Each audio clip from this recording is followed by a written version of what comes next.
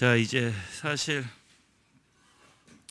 존오웬의 기도 요게 마지막이에요. 이제 요게 제가 다 끝까지 요거 했어요. 그래서 여기까지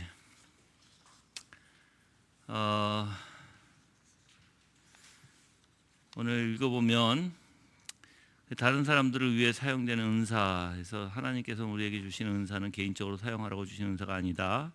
즉 개인적인 유익을 넘어서 모임과 가정 그리고 교회 유익을 위해 주신 것이다. 이런 은사는 다른 사람들의 부족과 바라는 것들을 하나님께 간구할 수 있는 능력을 포함하고 있기 때문이다. 뿐만 아니라 은사는 특별하게 말씀을 전하는 목사들과 가장들과 단체 지도자들과 직접적인 관련이 있다. 그러므로 이들이 은사를 사용할 때는 다음과 같은 네 가지의 지침을 우리는 고려해야 한다 했어요. 예.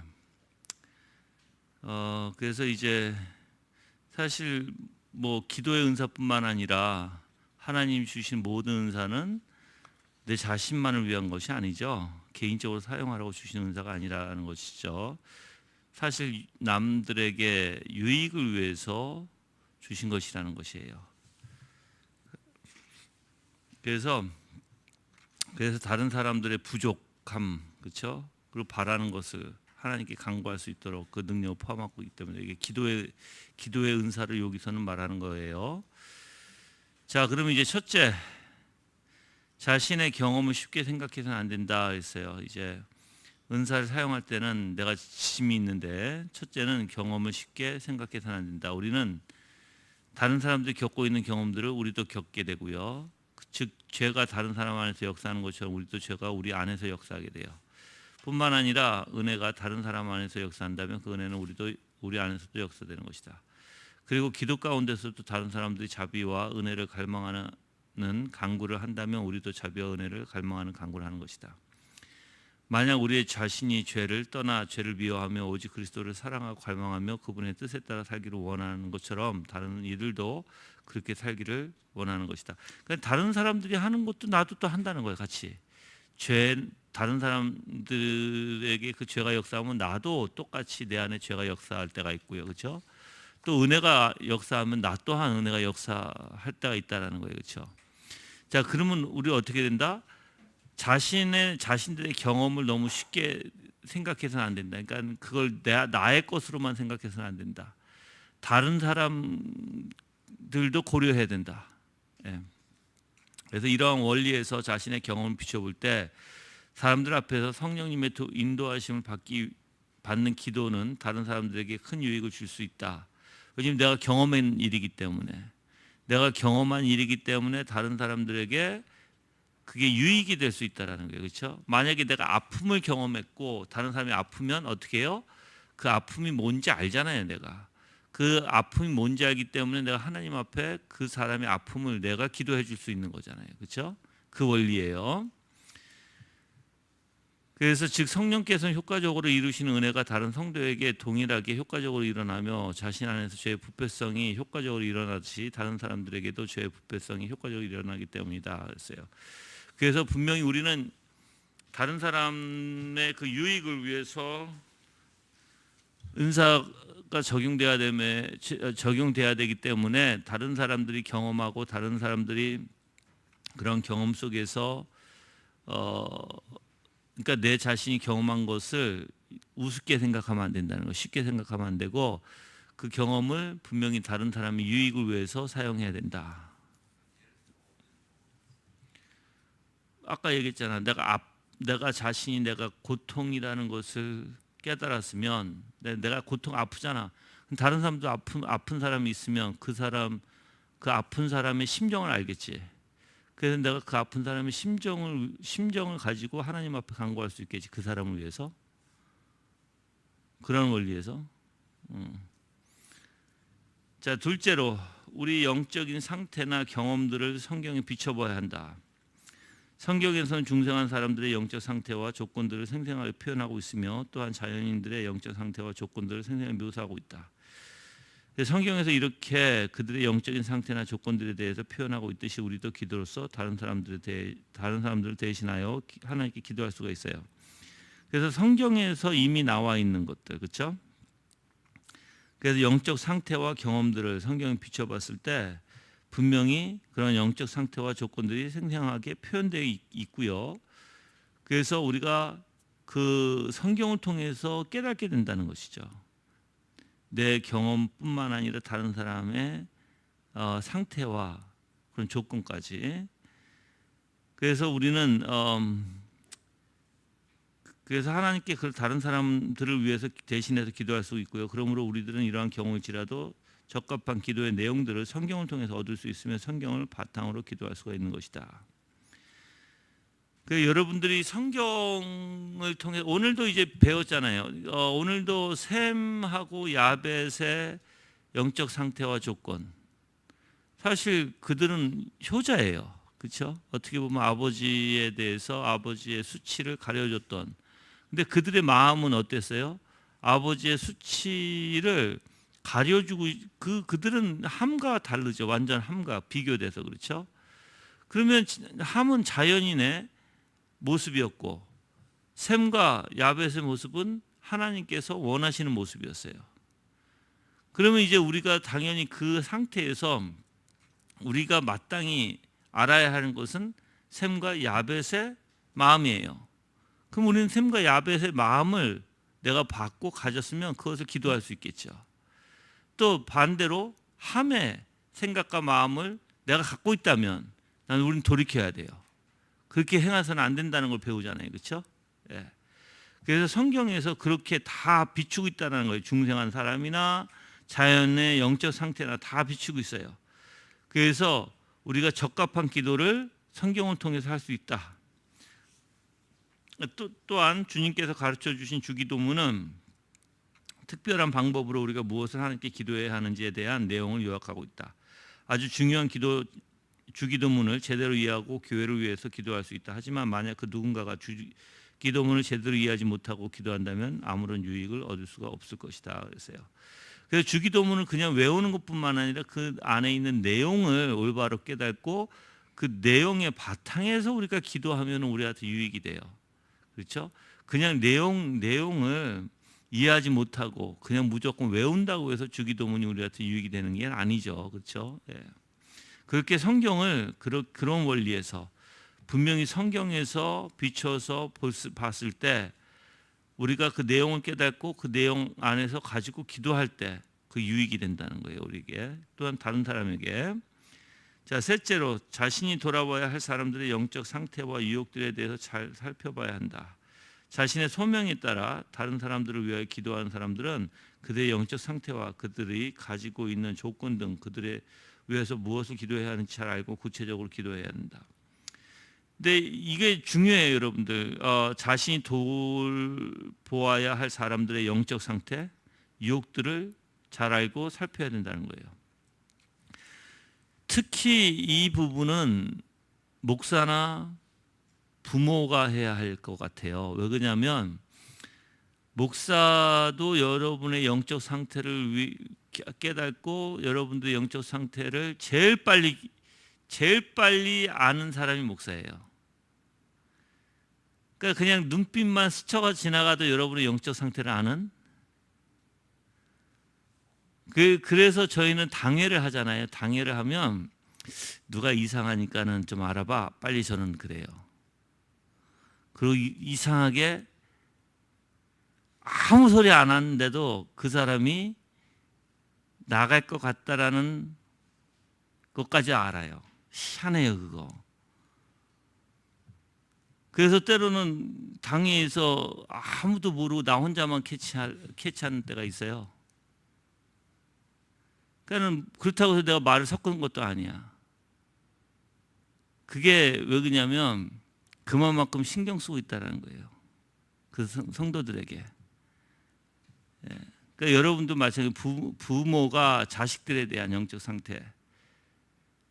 그래서 영적 상태 여러분들 생각해 보세요. 부모가 자식을 가르칠 때 그 영적 상태를 올바로 깨닫지 못하고 가르치면 큰일 나죠. 왜 큰일 날까요? 예를 들어서 아이가 영적 상태가 영 안 좋은데 자꾸만 영적 상태 안 좋은 쪽으로 세상 쪽으로 몰아내면 어떻게 될까요? 큰일 나는 거예요, 여러분들. 오히려 자식이 영적 상태가 세상적으로 자꾸만 가려고 하는 걸 어떻게 해야 돼요? 부모는 막아줘야 돼요. 막아주고 하나님 앞에 돌려야 돼요. 근데 그거를 깨닫지 못할 때 어떻게 돼요? 그냥 마냥 세상적으로 살아가게끔 내버려 둘 때가 있다는 거예요. 부모가. 그럼 큰일 나겠죠. 그러면. 예. 자, 그래야지만이 우리가 그들을 위해서 무엇을 강구해야 할지 잘 알고 구체적으로 기도할 수가 있다라는 것이죠. 그렇죠? 자, 이러한 원리가 아니면 다른 사람들을 위해서 적합하게 기도할 수 없을 것이다 그랬어요.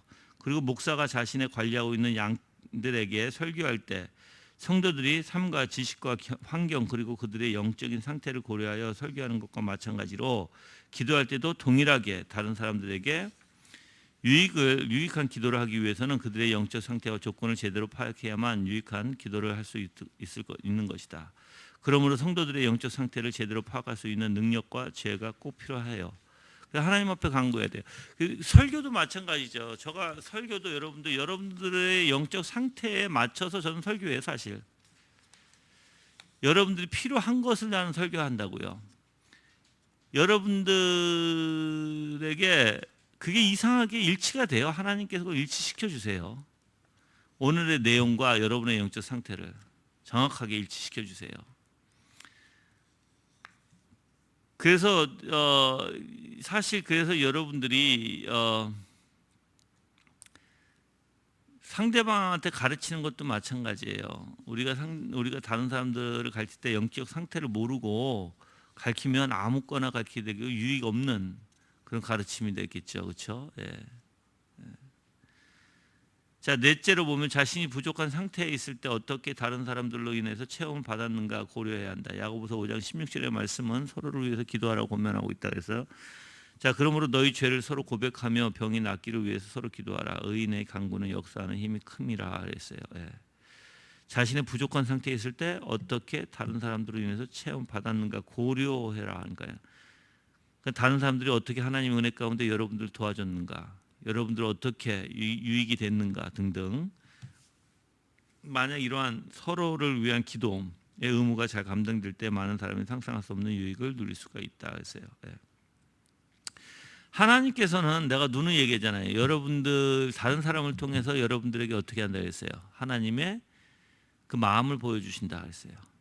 내가 힘들 때 누군가가 나를 위로한다는 것은 하나님께서 그 사람의 입술도 나를 위로하고 있는 것이고, 내가 부족할 때 누군가가 나를 채워주었다면 하나님께서 내 부족함을 알고 다른 사람의 손길을 통해서 채워주신 거라는 거예요.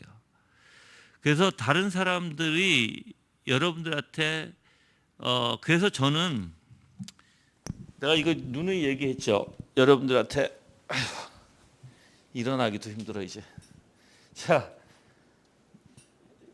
사람이요, A라는 사람이 있으면 이 A라는 사람, 그러니까 내 자신이 있어요.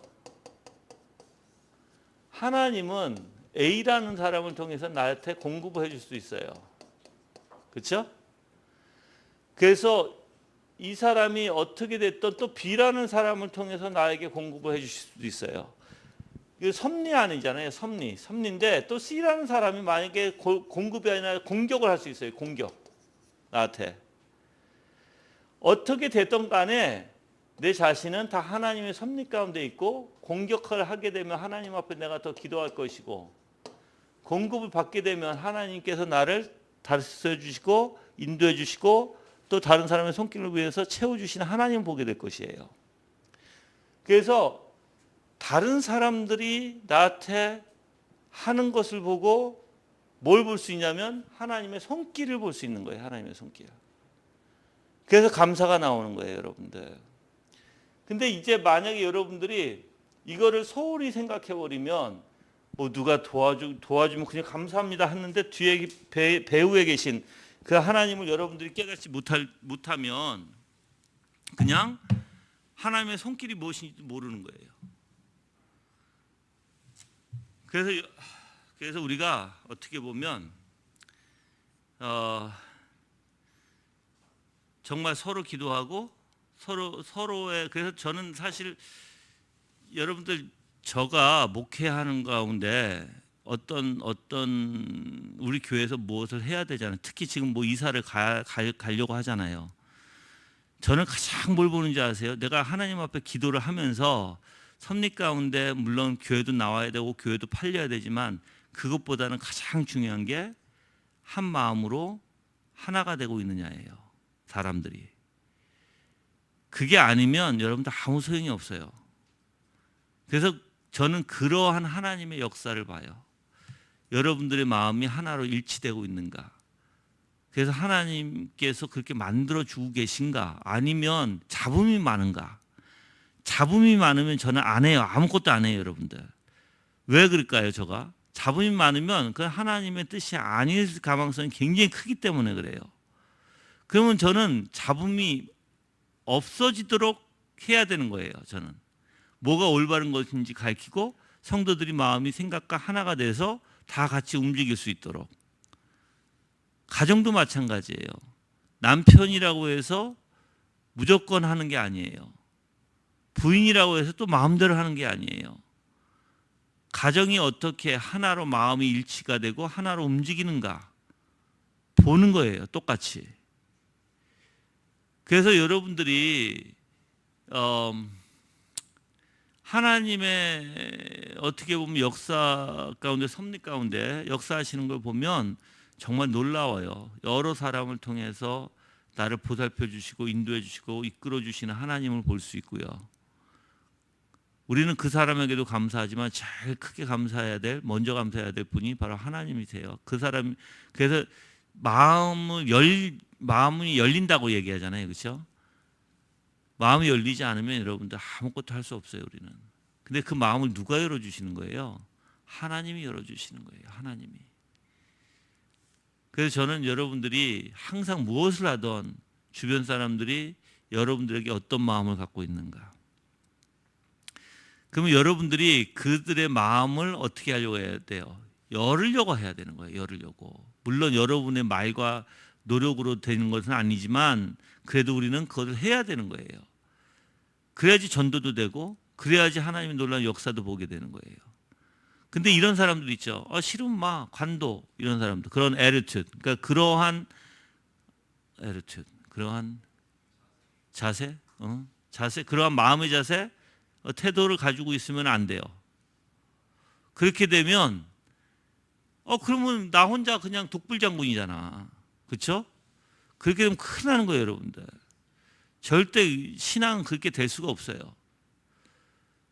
부모님과의 관계 안에서도 마찬가지고 성도와의 관계 안에서도 마찬가지고 회사 안에서 관계에서 마찬가지예요.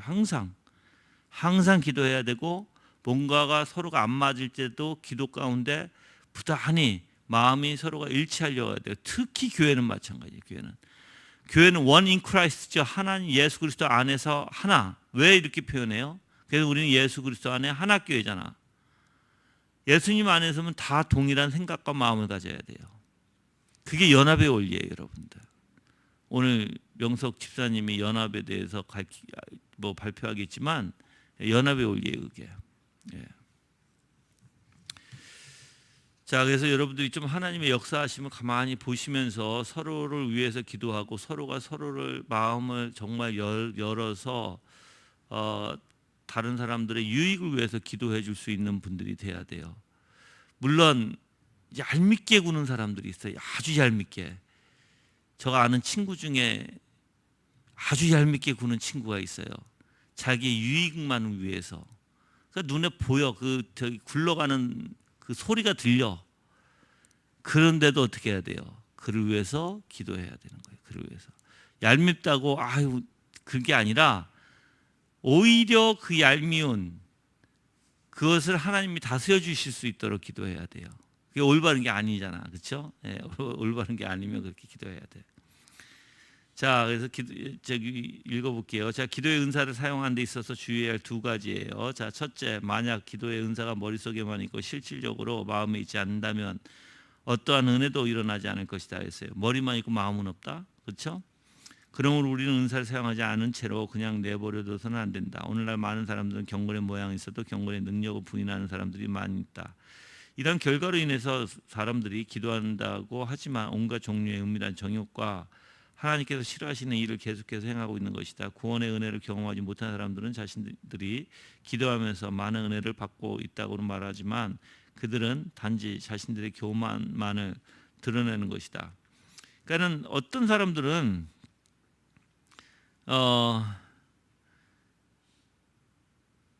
어떻게 보면은 말뿐이죠. 말뿐. 그러니까 구원의 은혜를 경험하지 못한 사람들은 자신들의 기도하면서 많은 은혜를 받고 있다고 하지만 정말 은혜가 무엇인지 모르는 사람들.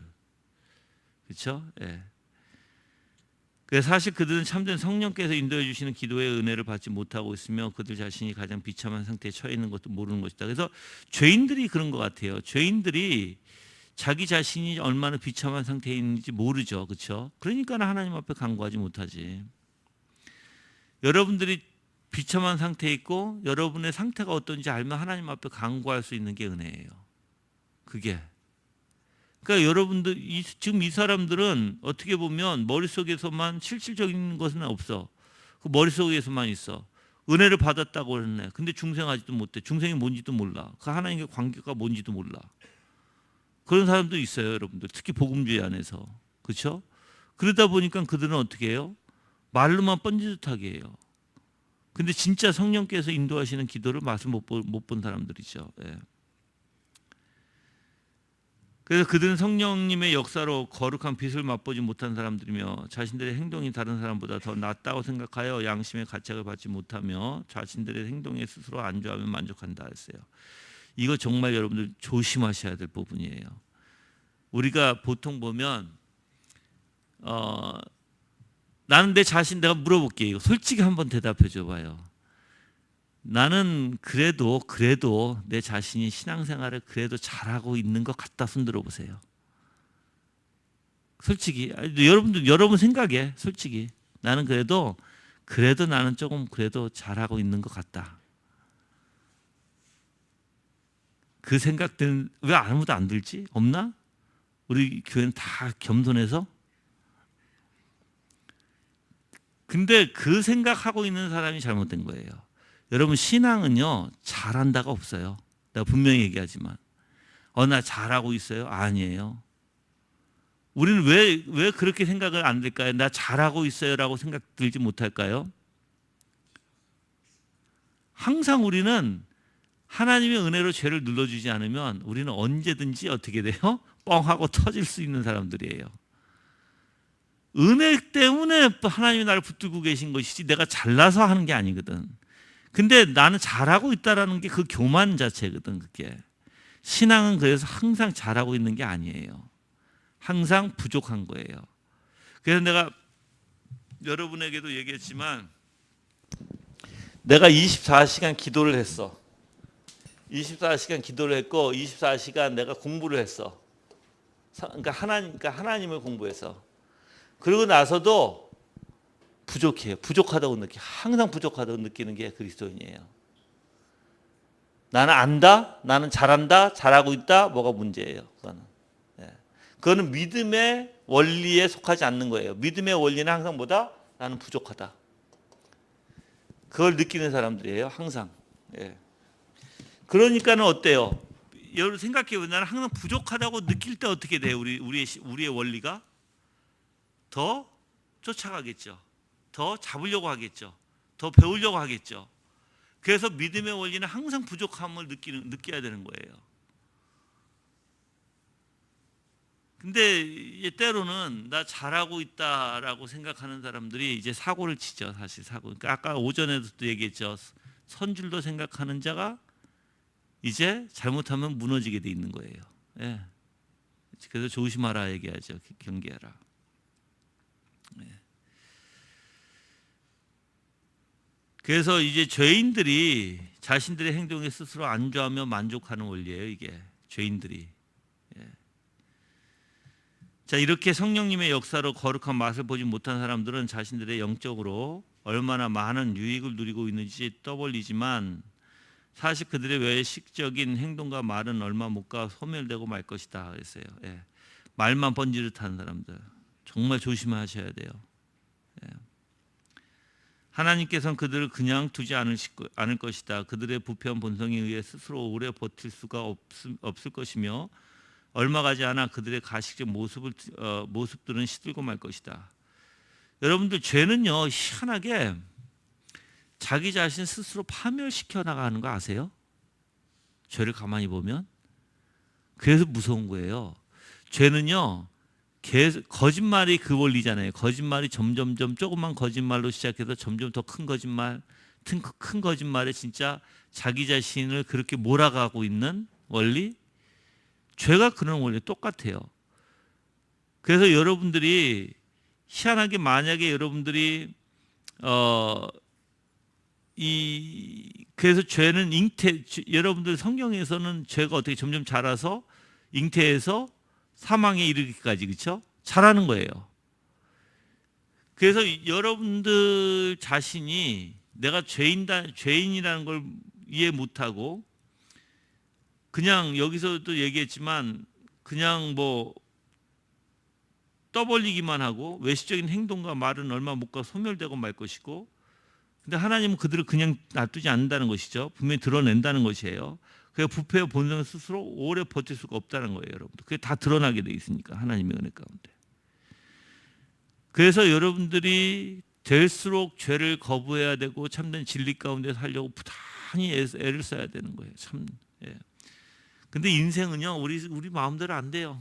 그거 아시잖아. 내가 이렇게 계획을 다 세워놨을지라도 계획과 아무 상관이 없는 일들이 터져. 그 내가 계획을 아무리 잡아놨어도 계획대로 돼요? 안 돼요. 절대 안 돼요, 여러분들. 그게 인생이야, 그게. 그래서 그렇지만 우리는 최대한 이 땅에 하나님을 의지하고 살아나가면서 최대한 진리 가운데 우리는 거하려고 부단히 애를 써야 되는 거예요, 부단히. 어떠한 상황이 나한테 임할지라도. 알았죠? 근데 여러분들, 내가 목사로서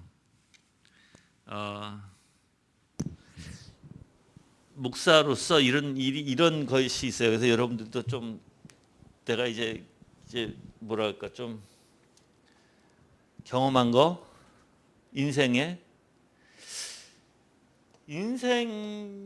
내 나이가 그렇게 많이 들지는 않았어요. 근데 내가 인생에 대해서 얘기하면 아마 경험은 내가 더 많이 했을 것 같아. 여기 계신 어느 누구보다. 그건 내가 장담할 수 있어요. 그 정도로 아픔을 많이 겪었다는 뜻이야. 진짜.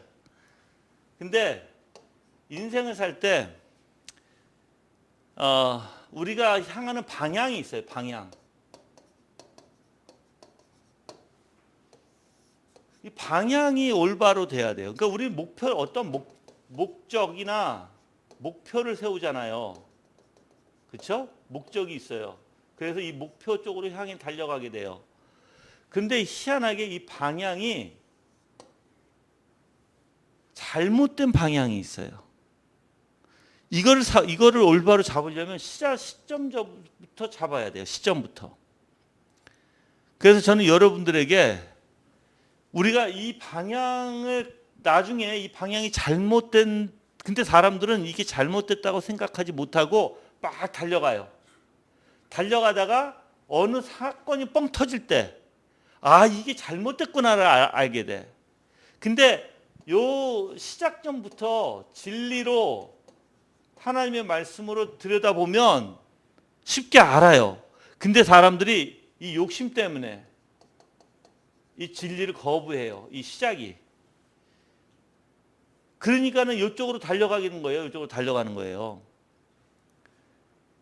그러니까 예를 하나 들게요. 예를 들어서 우리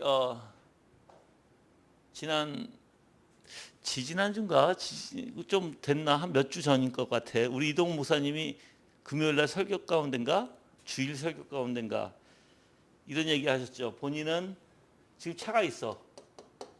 근데 지금 자전거가 있어. 자전거를 타다 보니까 모터 달린 자전거를 계약해 놨단가 그랬죠? 그러니까 모터 달린 자전거를 계약하니까 조금 더 생각해 보니까는 조그만 차이잖아요. 조금만 2인승. 그 800만 원 정도 되죠, 그게? 그 뭐라 그러지, 그게? 전기자동차. 전기 자동차가 있으면 더 좋을 것 같아. 편할 것 같아. 비도 안 맞고. 그러니까 생각이 좀 변하는 거예요. 점점. 근데 욕심에 딱 사로잡히면 이게 그냥 나가버려요. 여기서 지금 우리가 여기만 사로잡혔죠. 근데 전기자동차를 많이 샀어. 욕심에. 이게 시작이 시발점이야. 여러분도 이거 아세요? 전기자동차가 조그만 거 알잖아요. 딱 2인승인가 타고 1인승. 나는 1인승밖에 못할 것 같아. 나는. 근데 여기서 시발점이 욕심으로 해가지고 나갔다가 큰일 날 수가 있어요. 사고 나면 어떻게 되죠? 그 차는? 예? 그 차는 완전 가요, 여러분들. 그냥 도시에서 3, 40km 달리다가도 받아도 아마 그 차는 그냥 뒤집어질 거예요. 그렇죠? 근데 자, 시발점이 분명히 이게 아님을 알면서도 욕심에 막 샀어. 그래서 막 달려가. 그러다가 여기서 어떤 사고가 뻥 터질 때 아, 내가 잘못 샀구나라는 것을 알게 되는 거예요. 근데 우리가 욕심에 사로잡히면 이 달려가는 거는요, 순식간이에요, 순식간. 누가 뭐라고 해도 안 돼요, 이거. 언제까지? 그 차가 전복돼서 뒤집어질 때까지.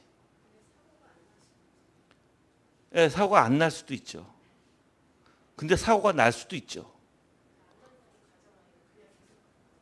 그러니까 보험은 왜 들어요, 우리가?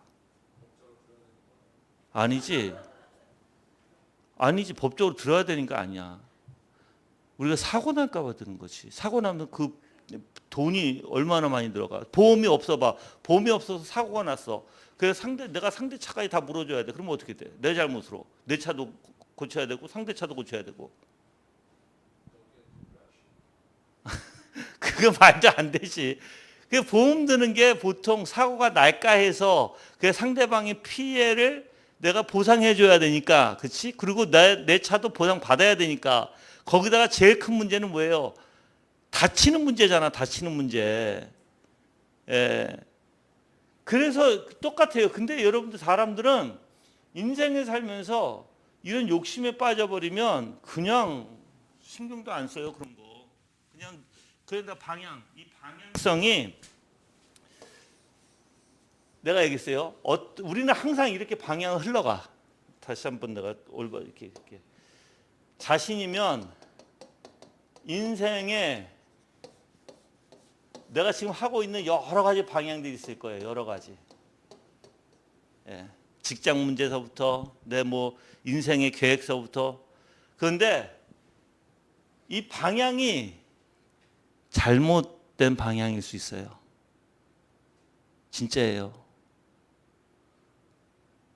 그래서 사람들이 저는 그런 걸 많이 봐서 알아요. 나는 내 자식을 그냥 봐도 알아. 그래서 최대한 그들한테 아빠로서 올바로 된 방향을 자꾸만 잡아주려고 하는 거예요. 올바로 된 방향. 잘못하면은 정말 큰일 나거든, 인생에.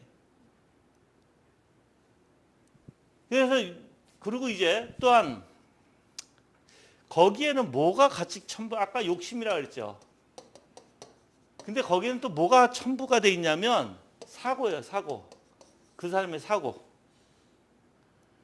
그 사람의 사고가 잘못됐으면 잘못된 길을 갈 수밖에 없어요. 근데 거기에 욕심까지 들어가면 모타를 달아버린 거야, 거기다가. 모타를 달아버리게 돼. 그러면 이거 걷잡을 수 없는 거예요, 여러분들. 근데 이 사고가 어떻게 해야 돼요? 올바른 진리 가운데 하나님의 중심이 돼야 되는데 이거부터 시작이 돼야 되거든요. 이거부터 시작이 안 되면 이게 잘못되어 버리면 자기가 가는 방향이 그러니까 잘못됐다는 것 인식도 못해.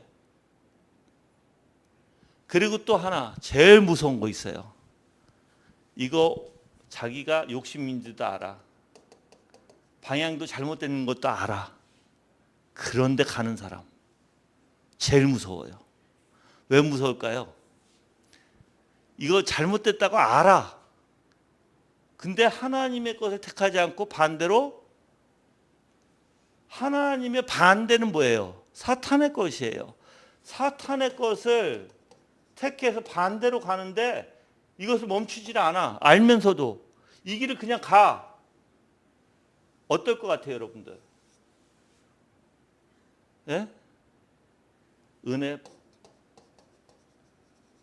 꽝 0%. 왜 그러냐면 스스로 거부하기 때문에 그래요. 스스로 하나님을 거부하는 거예요. 이거는 자기가 스스로 죽고자 걸어가는 거예요. 이 길은 절대 하나님 앞에 은혜 못 받아요. 이거 여러분들. 그래서 사람들이 미련한 선택을 하는 거예요.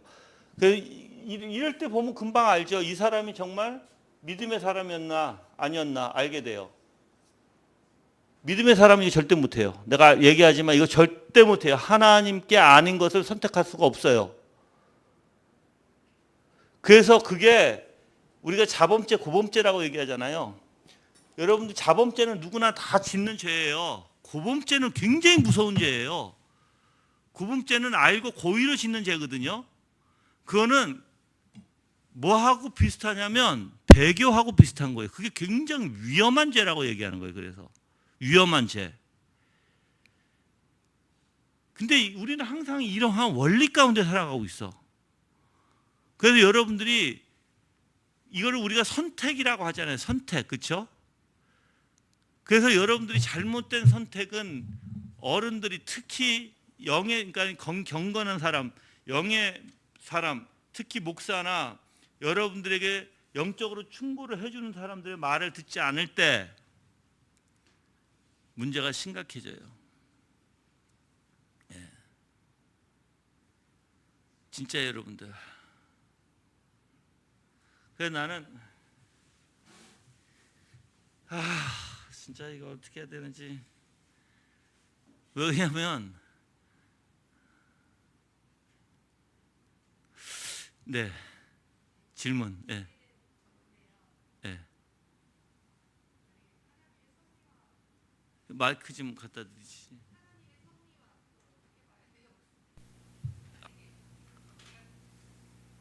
마이크. 예. 진리는 지금 목사님 설명하신 거잖아요. 예.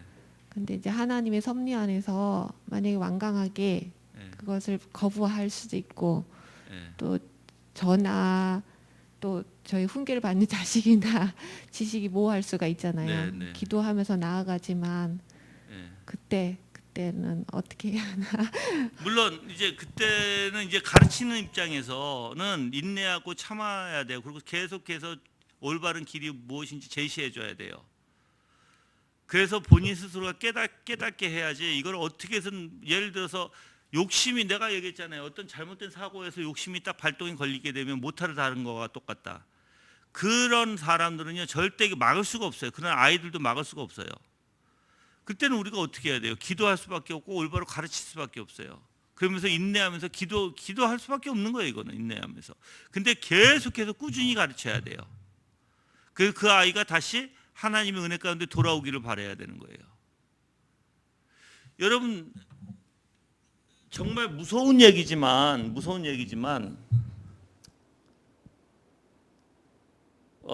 한번 내가 예를 들어서 드릴게요. 예를 들어서 이거는 우리 교회에서 실질적으로 있는 얘기니까는 알아들어서 빨리빨리 알아들었으면 좋겠어. 나는 지금 이거 라이브라서 또 이게 방송에 타기 때문에 유튜브에 다 얘기는 않겠어. 근데 빨리 알아들으세요. 그냥 알았죠? 자, 우리 교회에서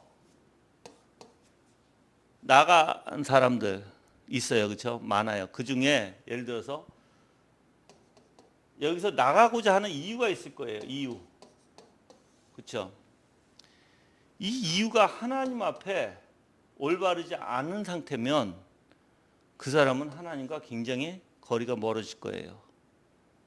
예를 들어서 나갔어요. 근데 예를 들어서 나갔는데 남자 때문에 나갔다. 남자 때문에. 막 우리 교회 남자 사귀지 못하게 하잖아. 결혼까지. 그렇죠? 그리고 또 믿지 않은 사람은 사귀지 못하게 해요. 근데 남자 때문에 나갔는데 이 사람이 나간 사람이 교회 안에 있을 때 이걸 밝힐까요? 남자 때문에 나갔다고 밝힐까요? 안 밝혀요. 절대 안 밝혀요. 교회의 모든 이유는 다 될 거예요, 아마. 그렇죠? 근데 떡하니 바깥에서 이 여자가 어떤 남자하고 결혼도 안 했는데 손잡고 길거리 다니는 모습을 봤단 말이야. 무슨 뜻이에요, 여러분들? 그게 더 타락해가는 모습이잖아요. 더 타락해가는 모습. 그러니까 빨리 알아들으라고 했어요, 제가 빨리. 그러니까 왜 이러한 이유 때문에 하나님을 등져? 남자 때문에 왜 하나님 등지냐고.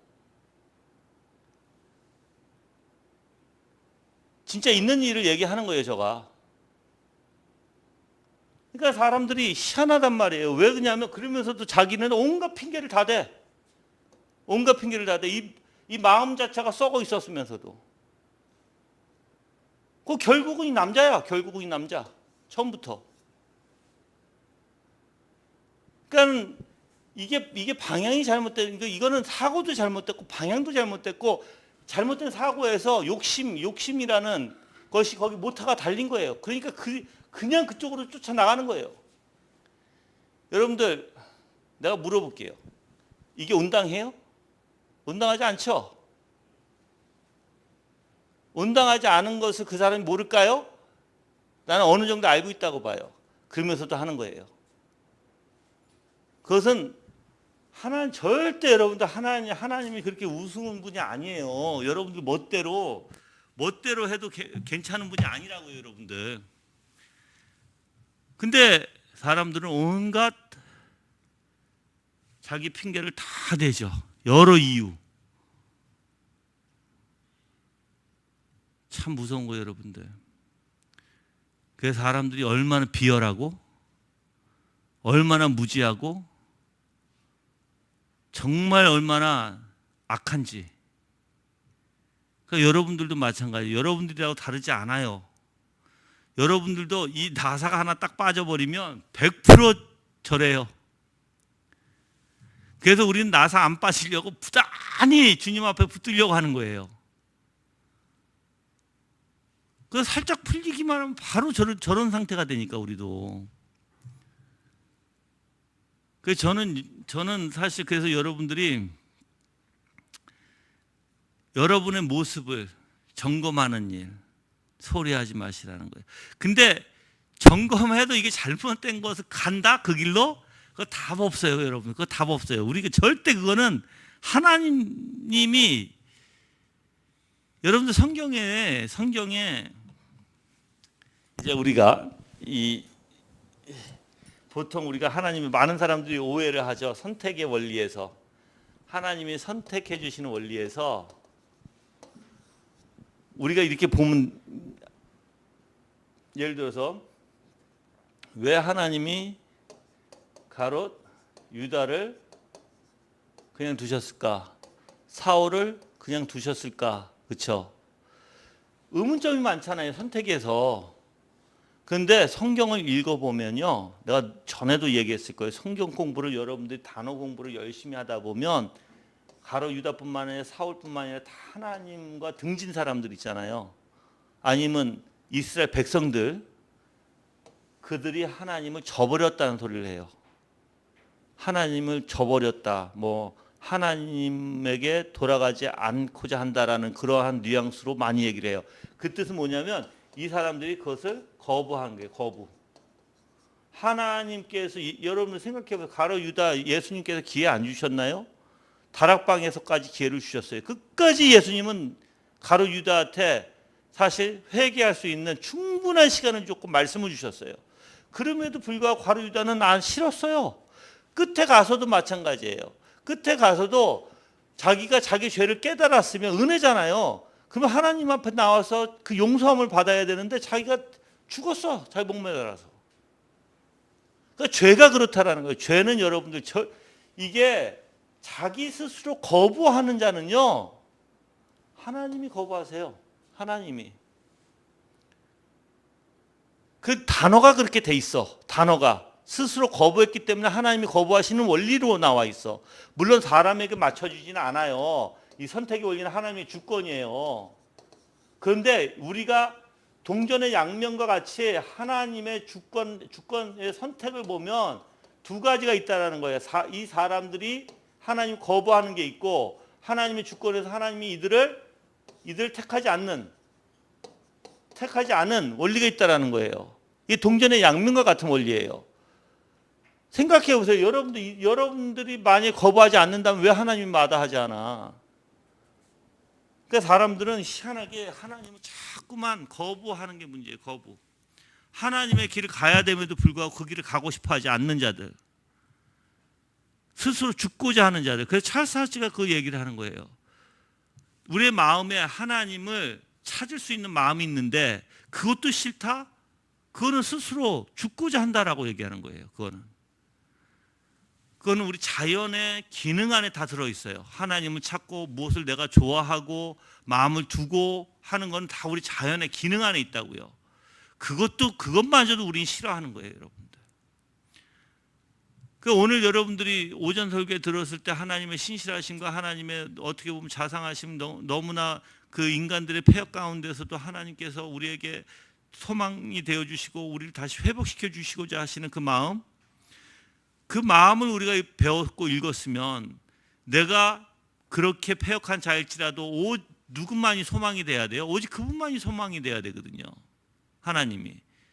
근데 그 자기 생각에 빠져가지고 그런 소망도 갖지도 못하는 사람들이 얼마나 불쌍한 자냐고요, 여러분들. 그렇죠?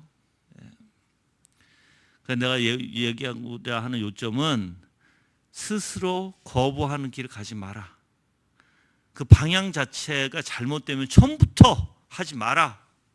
처음부터 가지 마라. 처음부터 민감해라. 나중에 다 해놓고 후회하지 말고. 그거예요. 알았죠? 이해하세요? 그래서 여러분들 진짜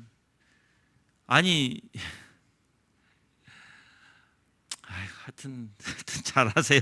내가 뭐 할 말이 없네. 내가 진짜 사실 할 말이 없어. 자, 그리고 특히 공개적으로 배교하고 있는 사람들은 더 빨리 사라질 것이며 결국 다른 사람들에게 큰 위험이 되기도 해요. 여러분들 배교하는 사람들은요, 원리가 있어요. 약한 자들을 끌어당겨요. 약한 자들을 끌어당겨서 약한 자들을 데려가요. 그게 배교하는 사람들의 기본의 특징이에요. 왜 그럴까요?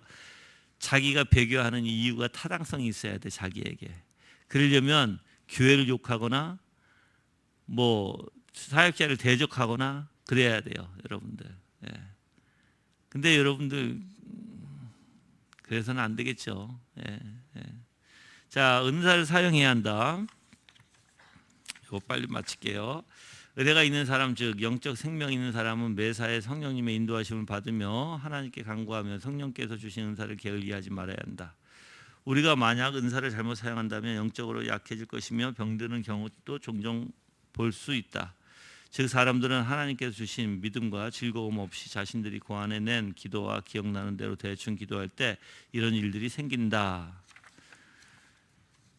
그래서 자신의 영혼과 영혼의 상태를 상세히 돌아보는 사람은 죄 가운데 빠져 기도를 게을리하거나 외적인 일에 너무 몰두해 영적인 일을 게을리할 때 이들은 민감하게 자신의 상태를 분별해낼 줄 안다.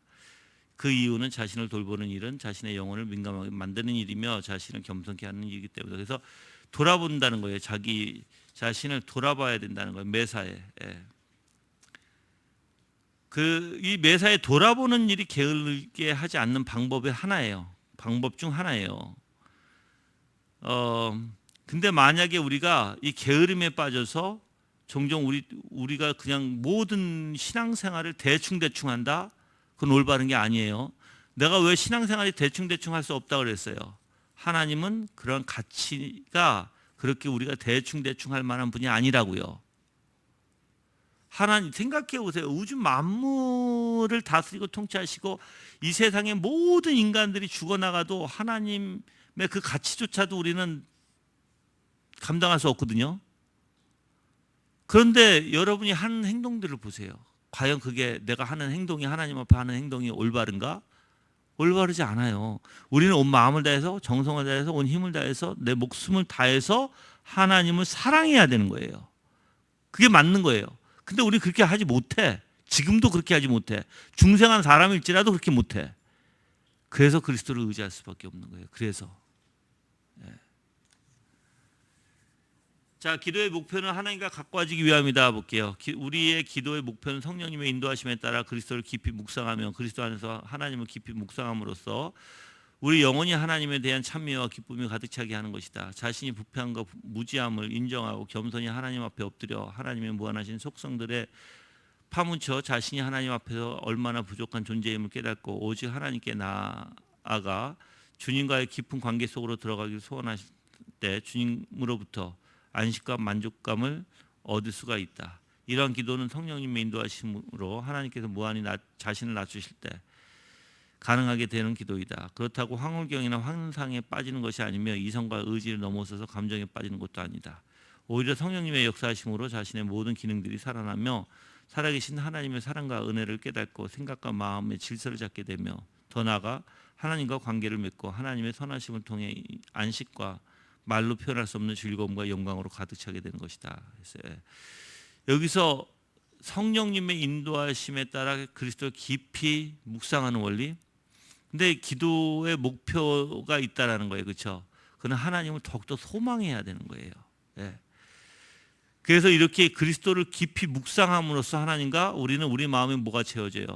기쁨이 채워진다는 거예요. 찬미와 기쁨이 가득 차게 된다는 것이에요. 그렇게 할 때는 하나님의 내 자신의 부패함과 무지함을 인정하게 되고 하나님 앞에 겸손히 엎드리는 현상들이 일어나요. 예.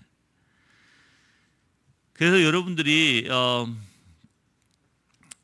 그러니까 하나님을 항상 즐겁게, 그러니까 내가 하나님과 관계하는 항상 하나님을 즐거워하려고 해야 되는 거예요. 근데 어떻게 즐거워해요? 하나님의 아름다운 속성을 보면 즐거워하거든. 내가 즐거워하는 방법 알려드렸잖아요. 그 아름다움을 봐야지 된다고. 우리는 아름다운 것을 좋아한다고요. 근데 말로만 한 게 아니라 정말 하나님의, 그런데 오늘도 오전에 충분히 하나님의 아름다운 것은 많이 제가 묘사했어요. 그렇죠? 그럼 여러분들은 그 아름다움을 보고 내 마음이 녹아져야 되는 거예요. 자, 내가 한번 물어볼게요. 오늘 오전에 오전 예배 때 나는 하나님의 정말 좋은 거를 봤다. 이제 봤다라는 것은 그냥 듣기만 한 게 아니라 그걸 느꼈다. 손 들어 보세요. 좋은 거를 난 느꼈다. 하나님의 아름답고 정말 좋은 거. 그걸 느꼈으면 그게 내 마음을 어떻게 만들어야 돼요? 부드럽게 만들어야 돼요. 그래서 감사가 나오게 되고 찬양이 나오게 되고, 그래서 저는 사실 마음이 부드러워지면서 눈물이 나는 이유가 있어요. 저는 왜냐하면 하나님이 그렇게 좋으신 분인 것을 알면 희한하게 내 마음이 뭉클해져요. 저는 뭉클해져서 기도가 나올 수밖에 없고 감사가 나올 수밖에 없고 찬양이 나올 수밖에 없고 그 하나님을 그냥 좋게 돼요. 좋아하게 돼요. 그냥 그 받아들이게 되고 자연스럽게 그게 돼야 돼요. 그게 계속 꾸준히 일어나야 돼요. 여러분 마음속에서. 아멘.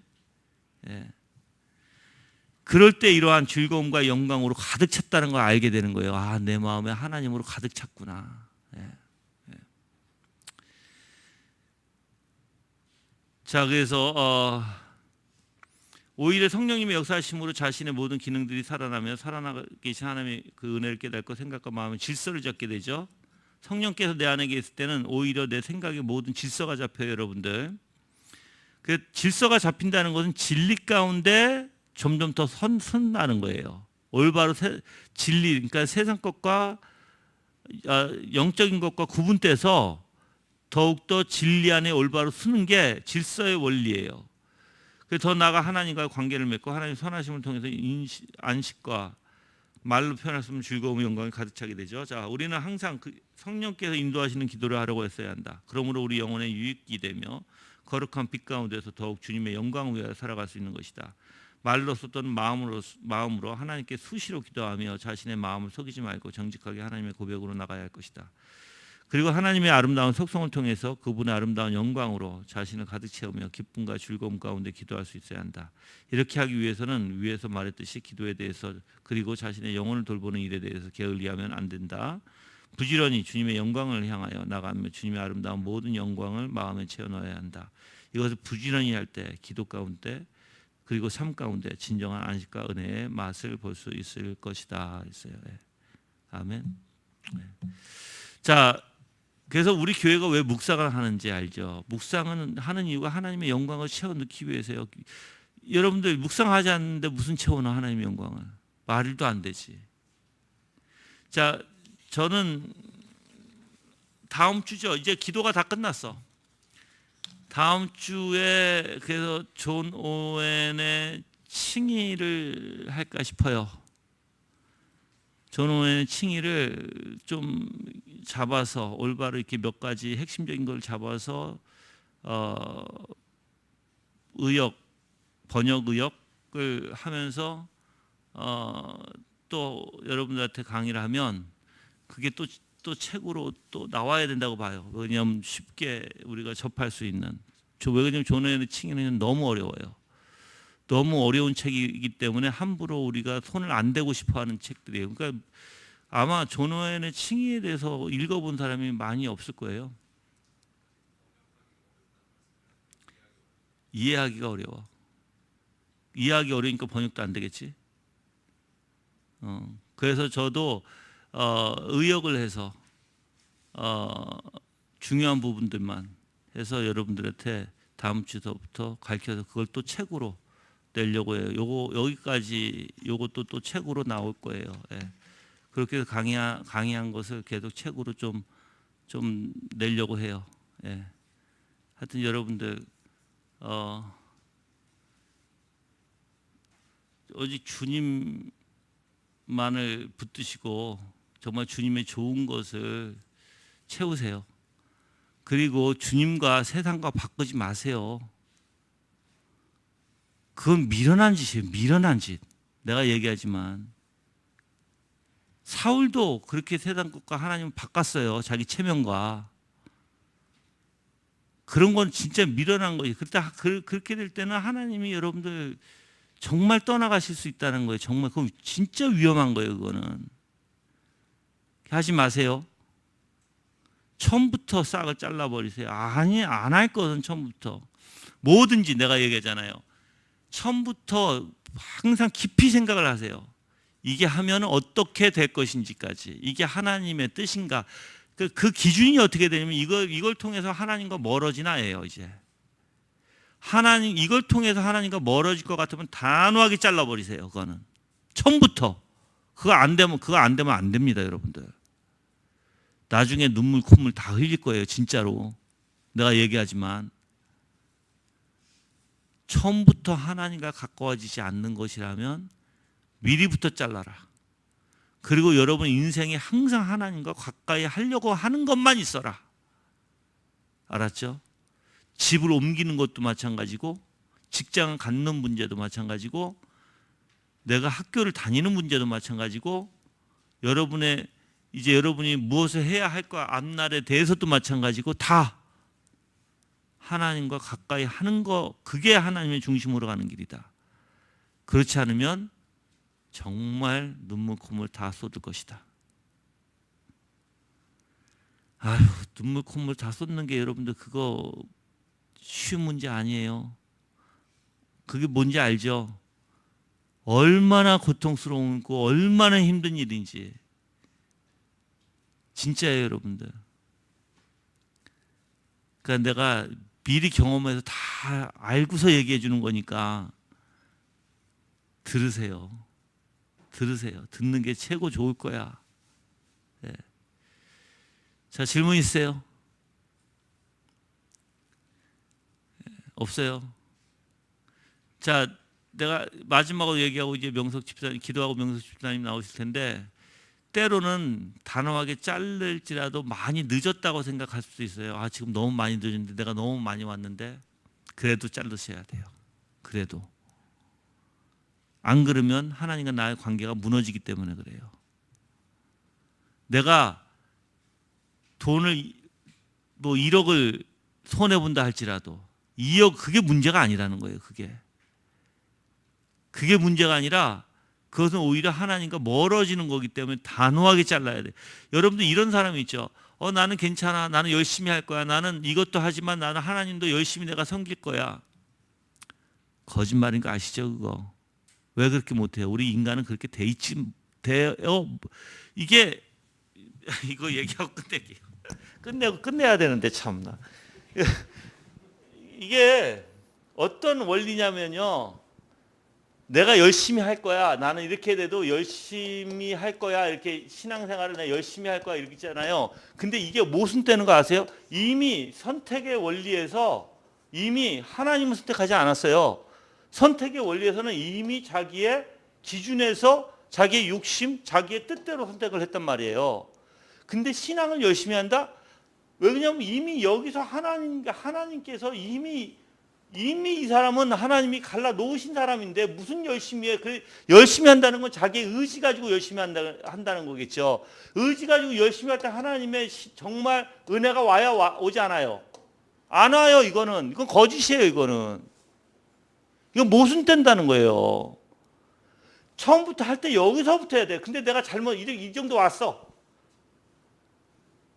자르고 돌아가는 사람. 이 사람이 진짜 이렇게 할 수 있는 사람이에요. 아세요? 내가 여기까지 왔어. 그래서 많은 손해를 봐. 그래도 아니야. 더 이상 안 되겠어. 더 이상 가면 안 되겠어 하고 자른 사람이 진짜 이제 은혜 가운데 나오는 사람이에요. 이제. 왜 그럴까요? 이만한 손해를 볼지라도 하나님을 다시 돌아가서 하나님 붙들었기 때문에 그래요. 이 원리 아시죠? 이게 처음부터 여러분이 이미 반대쪽으로 가고 있는데 나는 열심히 할 거야? 굉장히 모순된다는 거예요. 이거. 그래서 중요한 거는 아무리 손해볼지라도 자르고 다시 주님 앞에 돌아오는 자, 그러한 사람이 은혜 받는 사람이지 그냥 계속 자기의 멋대로 하면서 내가 열심히 할 거야. 그거는 좀 모순된다는 거예요. 모순.